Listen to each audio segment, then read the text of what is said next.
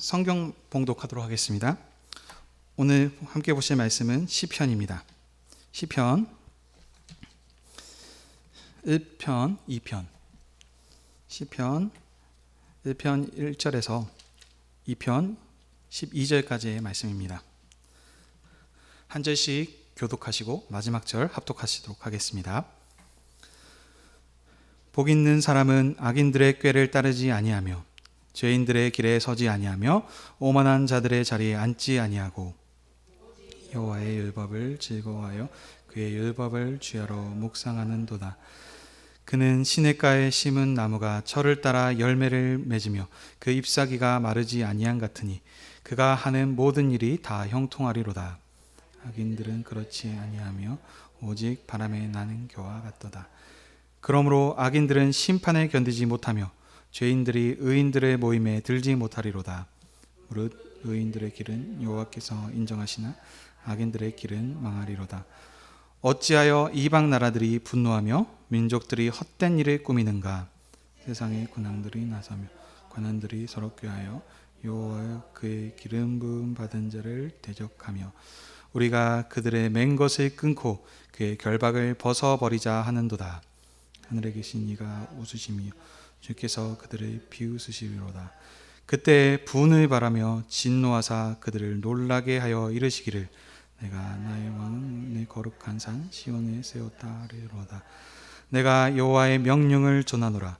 여호와께서 내게 이르시되 너는 내 아들이라. 오늘 내가 너를 낳았도다. 내게 구하라. 내가 이방 나라를 내 유업으로 주리니 내 소유가 땅끝까지 이르리로다. 네가 철장으로 그들을 깨뜨리며 질그릇같이 부수리라 하시도다. 그런즉 군왕들아 너희는 지혜를 얻으며 세상의 재판관들아 너희는 교훈을 받을지어다. 여호와를 경외함으로 섬기고 떨며 즐거워할지어다. 그 아들에게 입맞추라. 그렇지 아니하면 진노하심으로 너희가 길에서 망하리니 그의 진노가 급하심이라. 여호와께 피하는 모든 사람은 다 복이 있도다. 아멘. 자리에 앉아주십시오.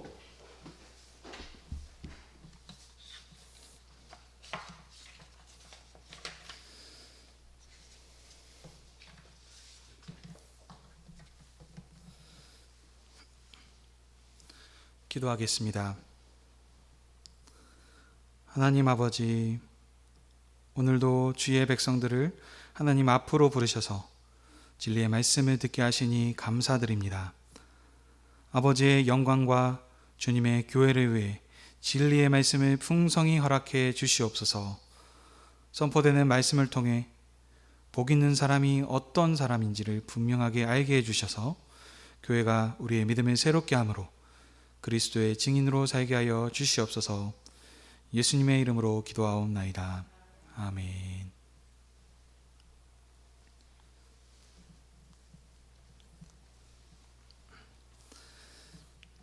오늘은 시편 1편 1절에부터 2편 12절까지의 말씀을 가지고 복 있는 사람은 이라는 제목으로 함께 은혜를 나누기 원합니다.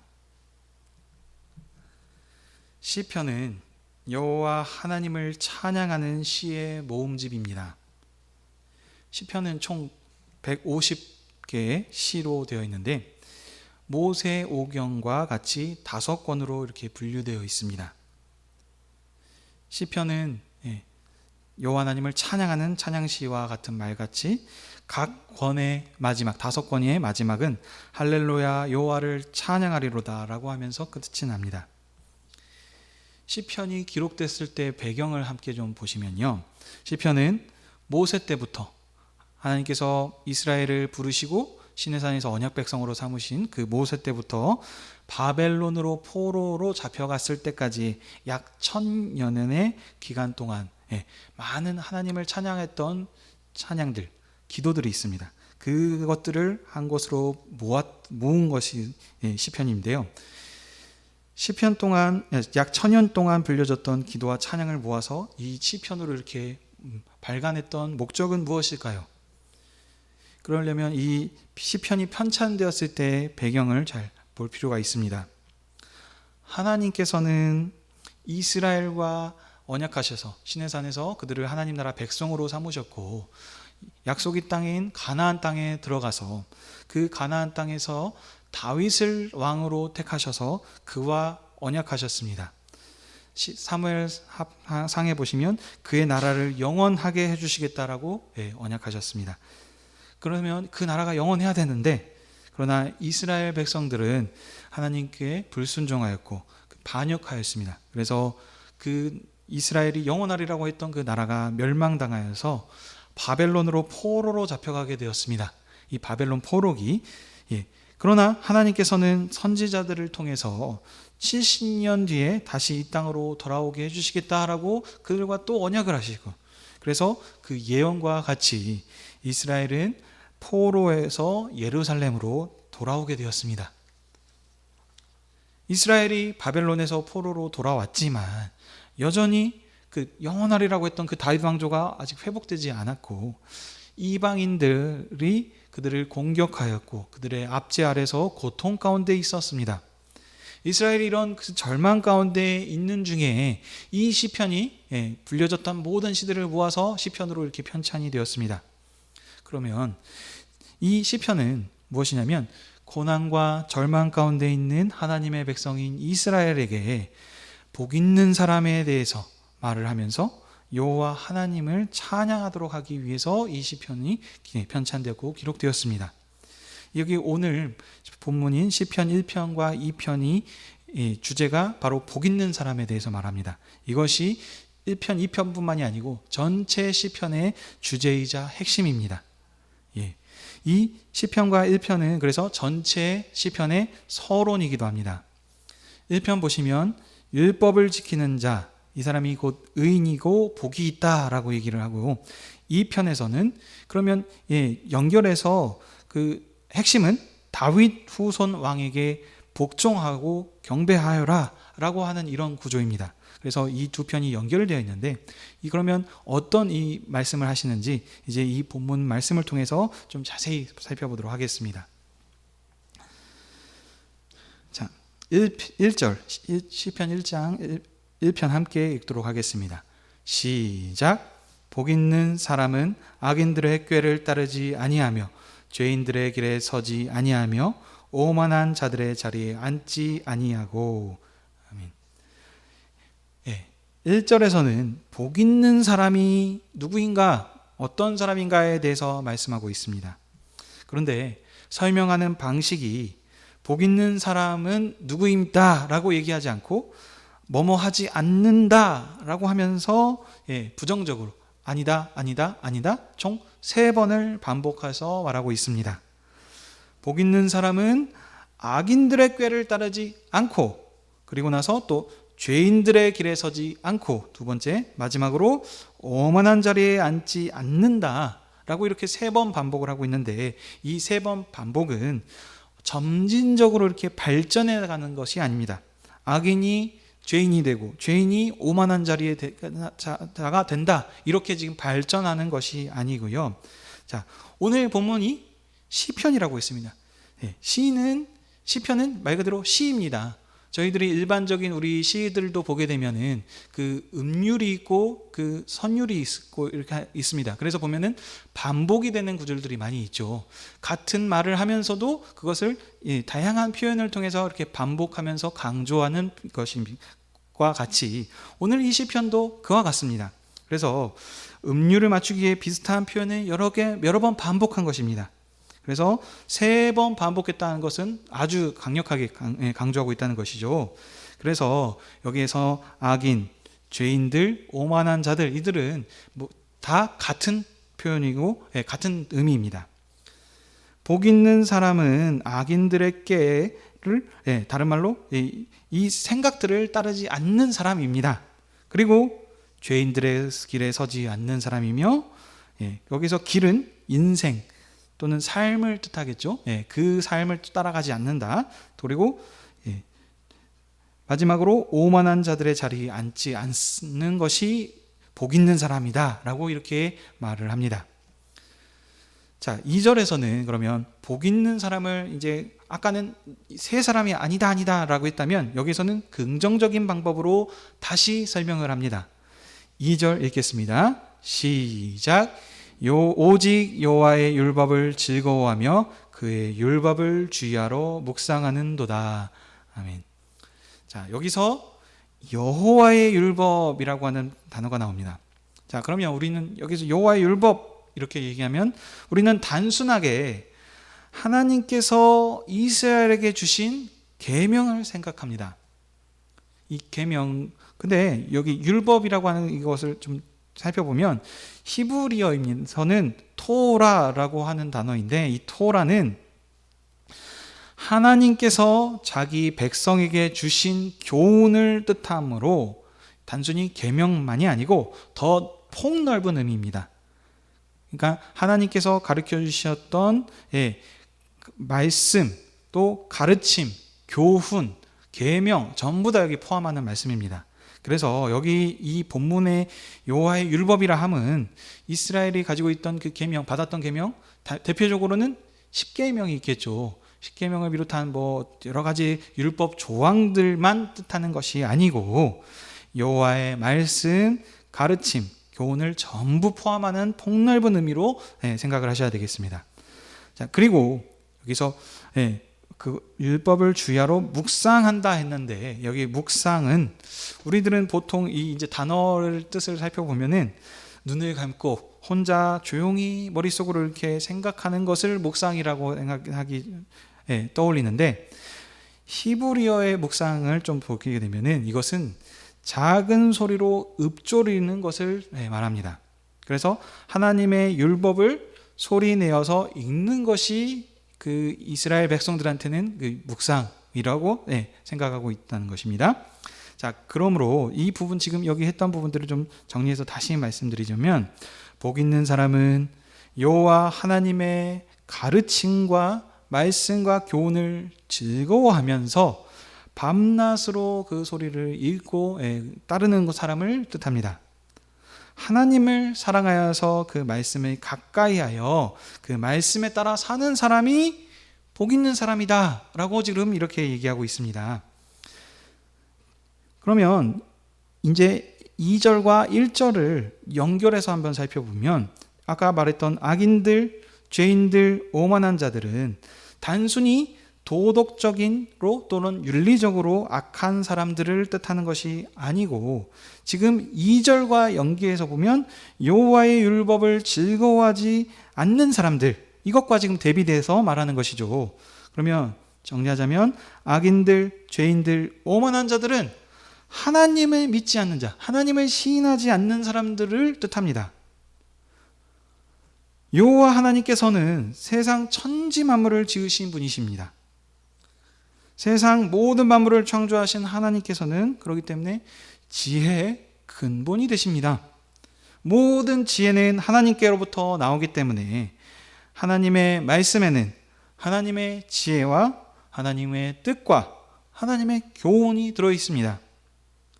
그렇기 때문에 이 하나님을 아는 것이 어떻게 보면 가장 지혜롭고 가장 지혜로운 것인데, 악한 자들은 하나님을 경외하지 않고 따르지 않기 때문에 미련하다라고 어떻게 보면 지금 얘기하고 있는 거죠. 그래서 그들은 자신들의 지혜로 따라가면서 삽니다.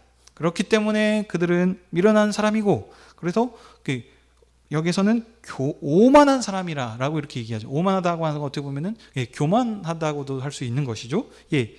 왜냐하면 그보다 더 지혜로운 하나님을 모르고 자신의 지혜로 그것을 해보겠다라고 하면서 사는 것 자체가 오만하고 교만한 것입니다.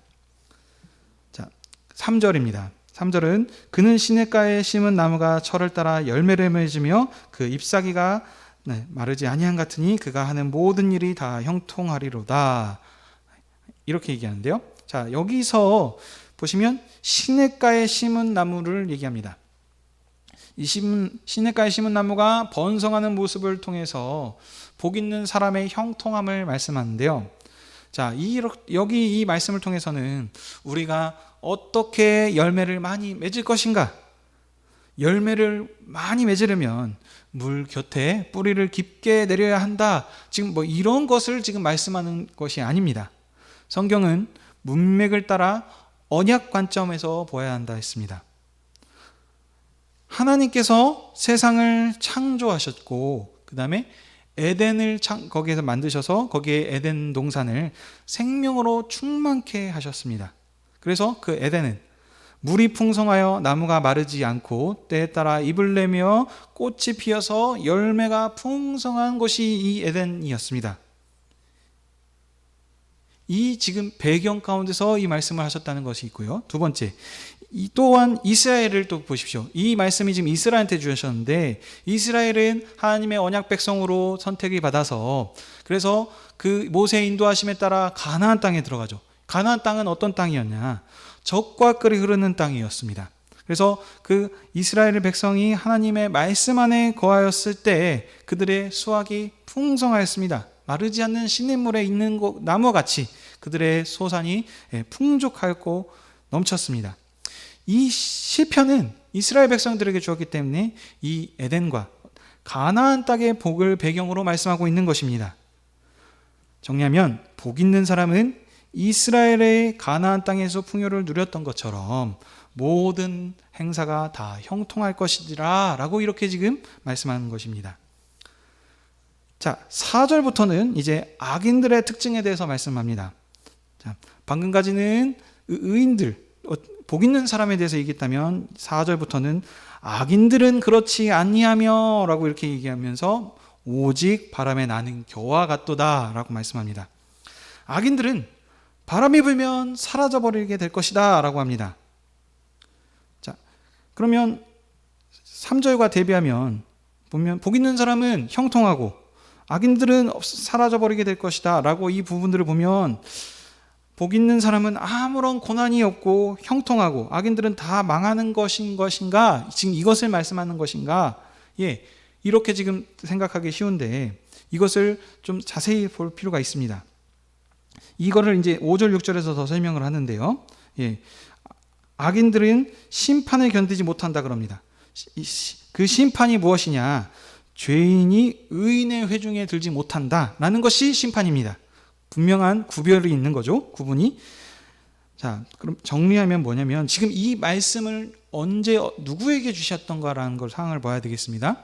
예, 아까 3절과 4절 말씀만 보면 악인들은 전부 다 망하고 없어지고 그러고 의인들은 형통하여서 모든 것이 순탄할 것처럼 지금 보이는데 지금 이 말씀을 현재 받아들이고 있는 사람이 누구시냐면 포로기 때 지금 이스라엘로 돌아왔지만 여전히 악인들의 공격 가운데 대적자들의 공격에서 지금 절망과 고통 가운데 있는 사람들한테 이 말씀을 하면 이것이 어떻게 보면은 와닿을까요? 아니죠. 그러니까 문맥을 따라서 우리가 지금 시대적 배경을 통해서 함께 이 말씀을 봐야 됩니다. 그러니까 정리하면 무엇이냐면 그 삶의 길의 끝을 얘기하는 것입니다. 현재는 이스라엘 백성들이 의인이죠. 어떻게 보면 하나님의 말씀을 따르기 때문에. 그러나 여전히 고난 가운데 있지만 걱정하지 마라. 하나님께서 그 악인의 길을 결국에는 망하게 하실 것이다. 의인들은 그렇지 아니할 것이다 라고 하는 그 인생의 삶의 결론 부분들을 지금 강조하면서 얘기하는 것입니다. 그런 상황 가운데 이렇게 지금 결론을 내리고 있습니다. 그리고 이제 2편 말씀을 또 함께 연결해서 보시게 되면요. 1절에서 3절 함께 보시면 여기는 어떻게 시작합니까? 어찌하여 하면서 시작을 하죠. 왜 그들이 이방 나라들과 하면서 민족들이 하면서 두 가지를 설명하고 있습니다. 이방 나라 민족들 시적인 표현입니다. 같은 말을 다르게 반복해서 강조하면서 표현하는 얘기입니다. 이 이방 나라들과 민족들, 다른 말로는 세상 나라들을 뜻합니다. 이 세상의 군왕들이 누구를 대적합니까? 여호와를 대적합니다. 기름 부어 세운 자를 대적한다라고 지금 얘기를 했습니다. 자, 여기 이 기름 부은 세운 자에 대해서 좀 구약적인 배경에서 설명을 드리자면, 하나님께서 기름 부어 세우신 자는 구약에서는 제사장과 왕이 있습니다. 하나님께서 제사장을 세울 때 기름 부어 세우셨고, 왕을 임명해서 세우실 때도 기름 부어 세웠습니다. 그러면 이 두 사람 중에 이 어떤 사람을 지금 여기서 얘기하는 걸까요? 여기 문맥 뒤에 보시게 되면 6절 보시게 되면 내가 나의 왕을 내 거룩한 산 시온에 세운다 하시리로다. 왕에 대해서 지금 설명하고 있는 것을 알 수 있습니다. 이스라엘의 왕을 뜻하는데요, 이스라엘의 왕은 단순한 왕이 아닙니다. 하나님 나라 왕입니다. 거룩한 산 시온산은 구약에서 하나님이 거하시는 산이셨습니다. 그래서 그곳에서 하나님께서 친히 임재하셔서 그들과 만나시고 그들에게 율법, 하나님 나라 백성의 법을 주시고 하셨던 그런 기 때문에 이 왕은, 이스라엘의 왕은 그냥 단순한 왕이 아니고 하나님 나라의 왕입니다. 하나님께서 이스라엘을 하나님 나라로 구약에서 선택하셔 세우셨기 때문에, 그렇기 때문에 하나님을 대표하는 대신 왕입니다. 그래서 모든 왕들은 그래서 여호와께서 세우신 이스라엘 왕에게 복종해야 합니다. 그런데 이 하나님께서 세우신, 기름 부어 세우신 왕을 거절하는 것은 결국 여호와 하나님을 대항하는 것과 마찬가지인 것이죠. 자, 이런 사람들에게 4절 5절 보시면 어떻게 하시니? 주님께서 그들을 비웃으십니다. 왜냐하면 하나님께서는 세상 천지 모든 만물을 지으신 분이시고 지금도 살아계셔서 모든 만물을 다스리시고 계시는 이 하나님이신데, 하나님이 보시기에는 지금 그들이 자신들의 지혜로 자신들이 꾀를 내어서, 그래서 헛된 일을 꾸미고 있는 것 자체가 우스우신 거죠. 그들을 그래서 비웃으시고 계신 겁니다. 그들이 모든 것들을 계획하고 꾸며내고 할지언정 결국엔 그들이 원하는 대로 그 뜻을 다 이루지 못할 것입니다. 왜냐하면 모든 것이 다 하나님의 통치 아래 있기 때문입니다. 7절 8절입니다. 여호와께서 여기서 말씀하시는 것이 함께 한번 읽어보도록 하겠습니다. 시작. 내가 여호와의 명령을 전하노라. 여호와께서 내게 이르시되 너는 내 아들이라. 오늘 내가 너를 낳았도다. 내게 구하라. 내가 이방 나라를 내 유업으로 주리니 내 소유가 땅끝까지 이르리로다. 아멘. 여기서 여호와 하나님께서 내게 이르시되라고 하는 것은 지금 이스라엘 왕을 뜻하는 것을 기억하셔야 됩니다. 그래서 이 이스라엘 왕을 뭐라 그러십니까? 내 아들이라 라고 얘기하십니다.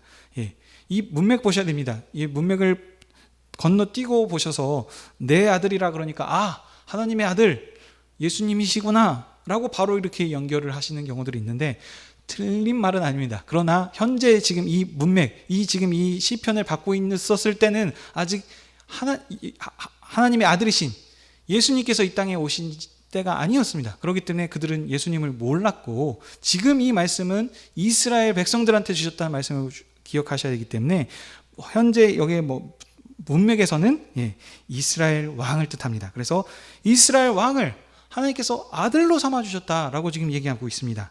이스라엘 왕 다윗의 후손들을 하나님께서 아들로 양자로 삼아주신 것입니다.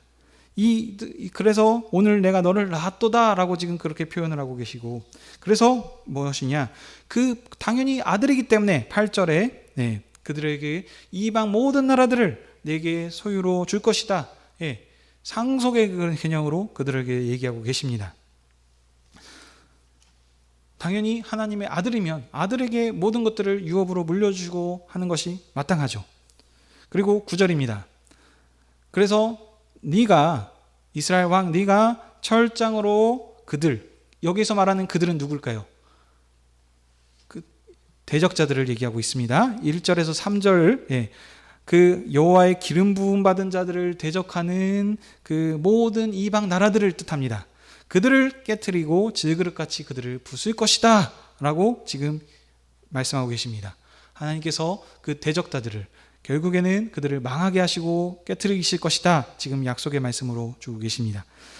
그리고 마지막 10절 또 보시면, 자, 함께 읽어보겠습니다. 시작. 그런즉 군왕들아 너희는 지혜를 얻으며 세상의 재판관들아 너희는 교훈을 받을지어다. 아멘. 예. 10절부터 이제 마지막 결론의 말씀으로 가는데, 그런즉 그러므로 예, 군왕들아 또 재판관들아 두 번 또 표현을 합니다. 군왕들, 재판관들 전부 또 같은 사람들입니다. 모든 권세자들, 더 확대해서는 그 모든 사람들아 지혜를 얻어라, 교훈을 얻어라. 두 번 또 반복이죠. 지혜를 얻고 교훈을 얻어라. 네. 그 교훈의 말씀이 무엇이냐면 바로 11절, 12절에서 말씀을 하고 있습니다. 여호와를 경외함으로 섬기고 떨며 즐거워할지어다. 아멘. 여호와를 경외하고 섬기는 것, 예, 그것으로 즐거워하는 것, 1장 2절의 말씀과도 같죠. 오직 여호와의 율법을 즐거워하며 그 율법을 주야로 묵상하는 자가 복 있는 사람이다 라고 한 것처럼, 예, 모든 사람들아 여호와를 경외하고 섬기고 즐거워해서 하라, 이렇게 지금 얘기하고 있습니다. 그리고 조금 더 뒤에서 설명합니다. 그 아들에게 입맞추라. 여기서 입맞추라는 것은 그 연인들과의 그 어떤 그 뽀뽀, 키스를 얘기하는 것이 아닙니다. 여기는 평화의 입맞춤입니다. 우리 드라마나 어디 고대 그 저기 중세 시대의 그 기사들 뭐 하는 것들 보시게 되면 거기에서 그 기사들이 왕한테 무릎을 꿇고 왕의 손에 입을 맞추는 것이 있죠. 이 그 평화의 입맞춤을 지금 뜻하는 것입니다. 그것이 뭐냐면 이 사람이 입맞추는 사람이 입맞추는 그 사람에게 그 권세에게 복종하겠다라고 그 말씀에 따르겠다라고 하는 어떤 맹세의 서약 같은 것입니다. 정리하면 그 아들이 누구였죠? 이스라엘의 왕이었습니다. 이스라엘 왕에게 복종하고 따르라라고 하는 것입니다. 그렇게 하지 않으면 너희가 그 길에서 망할 것이다. 예, 악인들, 죄인들, 오만한 자들이 1편에서 망하게 하시리라와 같이 여기서도 또 망하게 하실 것이다 라고 하십니다. 그리고 뭐 그의 진노가 급하시게 임할 것이다 라고 얘기하십니다. 그리고 여호와께 피난하는 모든 사람들 대비해서 말씀하시죠. 그 사람들은 어떻다고요? 다 복이 있다 라고 변론의 말씀을 마무리하고 있습니다. 오늘 말씀의 제목이 복 있는 사람에 대해서 얘기하고 있었습니다. 복 있는 사람은 여호와의 율법을 즐거워하고 따르는 사람들이라고 그랬습니다. 이 사람들이 모두 어떤 사람이냐? 여호와께 피하는 자, 여호와의 말씀을 따르고 순종하고 사는 사람들이 복 있는 사람이다 라고 결론의 말씀을 하고 있습니다. 오늘 이 본문은 하나님의 율법을 주야로 묵상하는 자들이 의인이다 라고 얘기하고 계십니다. 이 말씀이 누구한테 지금 주어주고 계십니까? 포로기에서 이스라엘 예루살렘으로 돌아왔지만 여전히 그 예루살렘은 성전은 회파되어서 없고 다윗 왕국이 회복된다라고 했지만 여전히 그들은 고통 가운데 있는 자들에게 지금 이 말씀을 주고 계십니다. 너희들이 고통 가운데 있지만 걱정하지 마라. 그것을 포기하지 말아라. 하나님께서 말씀으로 약속해 주시지 않았냐. 그러니 너희들을 대적하는 그 대적자들을 결국에는 하나님께서 멸망하게 하실 것이다. 하나님의 진노가 급하실 것이다. 기다리고 계시지 않는다. 하나님께서 그것이 즉시 곧 올 것이니 두려워하지 말고 낙심하지 말고 뭐하라? 여호와 하나님을 감사하며 찬양하고 그 말씀에 순종하면서 살라라고 하시면서 이 찬양을 지금 하고 있는 것입니다. 그러면 이 말씀이 신약 백성인 현재 이 교회한테는 어떻게 읽어져야 할까요?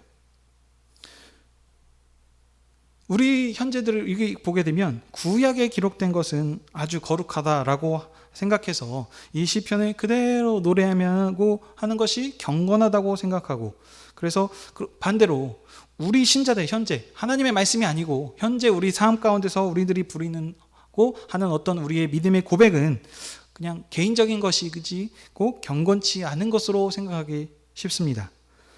그렇지만 언약의 말씀은 항상 발전되어 왔음을 기억하십시오. 시편의 언사가 아무리 타고나고 신령할지언정 그것은 성령의 은사로 선지적인 그 은사를 가진 현재 우리의 시대와는 비교할 수 없습니다. 구약은 어린아이의 시대입니다. 신약은 아들이 직접 오셔서 통치한 새로운 나라가 시작되었기 때문에 이 신약과는 비교할 수 없습니다. 그것들이 아무리 충만한 은혜가 있을지언정 현재 우리가 누리고 있는 은혜와 그 복은 구약과는 비교할 수 없는 것입니다. 다윗과 솔로몬이 가지고 있었던 받았던 그 은사들, 그 풍요로움이 아무리 엄청나고 할지언정 그것은 어린아이 때 하나님의 축복을 노래한 것이지 신약에 받았던 그 축복과는 전혀 비교할 수 없는 것입니다. 그렇기 때문에 구약의 언어들을 그대로 우리가 사용해서 그것을 되새기면서 한다는 것은 어린아이 시대 우리를 어떻게 보면 그게 돌아가는 것이죠. 그것 율법을 지키면 복을 받고 지키지 않으면 그 저주를 받고 하는 이런 지금 그 시대로 돌아가는 것과 같습니다. 그러나 신약 백성은 교회는 율법으로 통치하는 나라가 아닙니다. 하나님 나라, 새로운 하나님의 나라로 부르심을 받았기 때문에 율법이 지배했던 나라가 아니고 가나안 땅의 복과 저주를 뛰어넘어서 이제는 아들의 품으로 우리를 품으신 새로운 새 시대에 살고 있기 때문에 우리는 더 큰 은혜의 시대를 살고 있다는 것을 기억하십시오. 그러므로 현재 구약에서는 이 말씀들은 하나님을 대적하는 자들, 여호와를 대적하는 자들, 그들은 이스라엘 왕에게 복종하고 따라야 했지만 하나님께서는 이제 새로운 새 시대에는 누구시냐? 아들이 직접 오셨기 때문에 그 아들을 따르는 자, 예수 그리스도를 믿는 자, 예수 그리스도께 복종하는 것이 곧 여호와 하나님을 찬양하고 따르는 것이고 순종하는 것입니다. 이것이 구약과 신약과의 차이점입니다. 이스라엘에서는 이스라엘을 통해서 하나님께서 영광을 받으셨지만 이제는 아들을 통해서 이 예수 그리스도께서 직접 오셔서 통치하시는 이 예수 그리스도를 믿음으로 이 예수 그리스도를 왕으로 영접함을 통해서 그것이 가장 복된 길이고 지혜로운 자입니다. 오늘 이 말씀을 우리에게 주시는 것입니다. 그러므로 우리가 복된 사람인 것을 기억하시기 바랍니다. 이 예수 그리스도를 믿지 않으면 의인이 아니고 결국 말하면 죄인인 것이고 악한 것이고 오만한 것이라 라고 얘기하고 있습니다. 이 하버드를 나오고 서울대를 나오고 해서 그런 것들이 아무리 지혜로울지언정 이 예수님을 모르는 사람은 미련한 것이고 복이 있는 길을 따르는 자들이 아닙니다. 그러므로 우리가 얼마나 영광스러운 자리에 있다는 것을 기억하시길 바랍니다. 우리가 이 상에서 앉고 먹고 마시는 것이 단순한 것이 아닙니다. 우리가 주님께서 말씀하셨죠. 우리 주님의 상으로 부르셔서 우리에게 말씀하시죠. 내 살이고 내 피니 이것을 먹고 마시는 자는 내가 아버지로 인하여서 살았던 것 같이 너희들도 나로 말미암아 살리라 라고 말씀하셨습니다. 세상에서 볼 때는 우리의 먹고 마심이 보잘것없어 보입니다. 현재 보시면 고향으로 내려가서 몇 사람 앉아있지 않습니다. 그렇기 때문에 우리들이 먹고 마시는 것이 비록 초라할지언정 왕의 상에서 우리가 초대받아서 왕의 만찬에 초대를 받아서 우리가 이 상을 함께하고 있다는 사실을 기억하십시오. 그러므로 지금 우리 상이 가장 위대한 영광스러운 자리임을 기억하시길 바랍니다. 지금 현재 구약의 백성들만 어려움이 있는 것이 아닙니다. 우리들도 세상 가운데 살고 있지만 여전히 세상은 자기들의 지혜로 이 땅을 경영하고 다스리려고 하고 있고 또 보시면 현재도 코로나가 확산이 끊어지지 않고 계속되고 또 있는 상황에 있습니다. 경제적인 불안들도 여전히 있습니다.